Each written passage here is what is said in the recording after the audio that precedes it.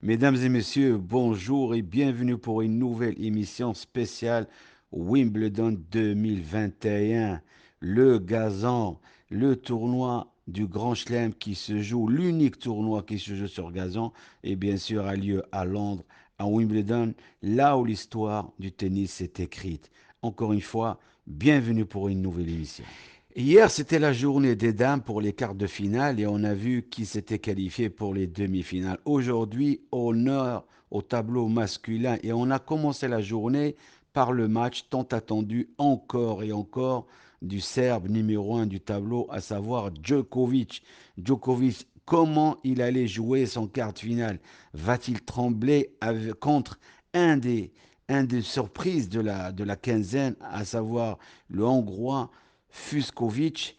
Est-ce qu'il allait déranger le Serbe ou il va faire juste la présence comme les autres joueurs?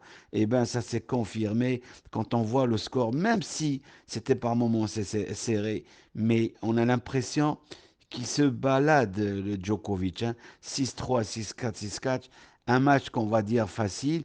À un moment, il y a des journalistes qui l'ont même traité de méchant. Eh bien, il a rétroqué par une simple réponse: je ne suis pas le méchant, je ne fais que tracer mon propre chemin afin de résister et de continuer à marquer l'histoire comme ils l'ont fait Federer ou Nadal. Je ne suis pas contre eux, je suis juste là pour faire ma propre histoire. Et en même temps, sur le cours numéro un, se jouait le match Chapovalov contre Kachanov, le russe, hein. Chapovalov, c'est le Canadien.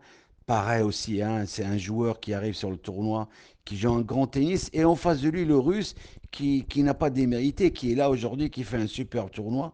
Et ils nous ont régalé. Ils ont fait un match comme on les aime. Là, le score était très très serré parce que le joueur canadien s'est qualifié en 5-7. Ce n'est pas une surprise. On le disait en quart de finale, en huitième de finale, il avait joué contre l'Espagnol. Il avait gagné par 3-7-0. Et je disais qu'il frappait la balle de toutes ses forces, à droite comme à gauche. Et il avait les yeux fermés et tout rentrait. Alors je me suis dit, c'était peut-être l'inspiration de la quinzaine. Ben non, aujourd'hui il confirme, il continue à bien jouer et il se qualifie en demi-finale. Et c'est bien mérité, il ne l'a pas volé, parce que quand on gagne des matchs comme ça en 5-7, ça veut dire que physiquement, mentalement, tout est réuni pour faire un grand tournoi. Et quand on arrive en demi-finale, c'est déjà un grand tournoi. Et je pense qu'il ne va pas s'arrêter là, parce qu'il n'est pas là juste pour faire de la présence. Je crois qu'il est bien décidé et il est en train d'atteindre le sommet de l'excellence pendant cette quinzaine. Et tant mieux pour lui et pour tout le tennis canadien. Alors, juste après le match de Chapovalov, sur le même cours, à savoir le cours numéro un, s'est déroulé une autre partie pour une place en demi-finale. Et là aussi, il y a eu une présence canadienne. Et là, je veux parler de Aliassim. Aliassim qui s'était présenté pour jouer une place en demi-finale. Mais malheureusement pour lui, il est tombé sur plus fort. Un joueur en pleine confiance. Un joueur dans le minimum aujourd'hui dans un tournoi de Grand Chelem, c'est quart de finale. Il joue très très bien depuis maintenant 2 ou 3 ans. Et là, je veux parler de Berrettini qui confirme tout le bien que tout le monde du tennis pense de lui. Donc, Berrettini en demi-finale, ce n'est pas un accident de parcours, c'est une confirmation. Toutes les belles histoires ont une fin. Est-ce que c'est la fin d'une belle histoire qu'on a vécue depuis une vingtaine d'années avec un joueur hors norme, un joueur qui a gagné partout sur gazon, sur dur, sur terre battue et qui a continué à marquer l'histoire et qui a rendu ce sport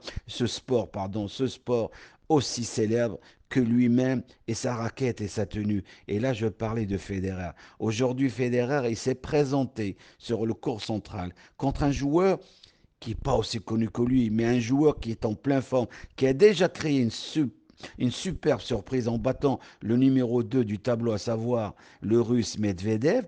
Et là, aujourd'hui, il s'est présenté en face de Federer et tout le monde, juste pour la beauté du jeu, pour la beauté de l'histoire, tout le monde souhaitait une victoire du Suisse Federer. Malheureusement, la déception a été grande et Federer nous a quitté le tournoi sur un score sans appel de 3-7 en face d'un jeune qui joue très très bien. Je le disais hier, C'est un joueur qui n'est pas très connu du public, mais il fait une superbe année.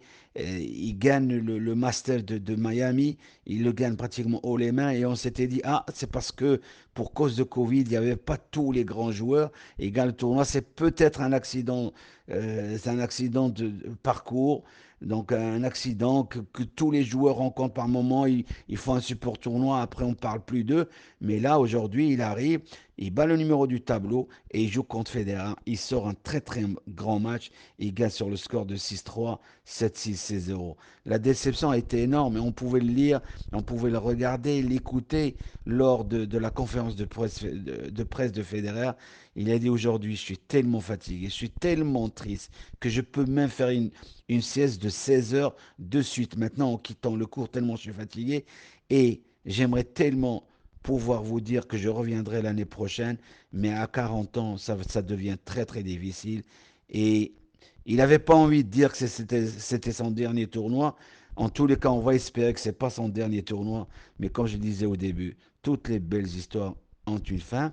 Mais the hero never die. Les héros ne meurent jamais. Alors pour terminer cette émission, j'aimerais rendre hommage au tennis canadien. Parce que quand on voit le parcours et quand on voit en quart de finale, il y a une nation qui représentait deux joueurs, à savoir le Grand Canada. Et là, j'ai eu un coup de fil de la part de mon frère qui est entraîneur au Canada et qui m'a dit, mais j'espère que tu vas rendre hommage au tennis canadien parce que nous aussi, on travaille au Canada et on cherche à sortir des joueurs. Eh bien, c'est tout à fait mérité. Je l'avais pensé, je l'avais prévu bien avant que mon frère me le dise. Aujourd'hui, j'aimerais et je quitte à me répéter, j'aimerais rendre hommage au tennis canadien. Et depuis 16 ans, il y a un monsieur qui a travaillé dans l'ombre et qui a fait un immense travail, à savoir le français Luis Borfiga et son équipe. Ça fait 16 ans de service rendu, de loyaux services rendus au Canada. Et il a pu, vu sa formation, dès qu'il est arrivé au Canada, il a créé un centre, comme le centre de Roland Garros, pour les futurs espoirs, les futurs grands joueurs masculins et féminins. Aujourd'hui, le résultat parle pour lui. Parce que quand on voit Raonic, Eliassim, Pospisil, Chapovalov, c'est tous des joueurs qui sont sortis du centre d'entraînement canadien côté féminin. Andrescu qui a gagné l'US Open, Bouchard, top 10 pendant longtemps, Dubois, et j'en oublie certainement d'autres. Ils ont fait, Monsieur Luis Bolfiga a fait un super travail. Et de toute façon, quand on fait un travail comme celui-là, on ne peut pas être seul. Il est derrière une équipe, un président, un comité, tout le monde a adhéré à ces principes, tout le monde a suivi, les yeux fermés.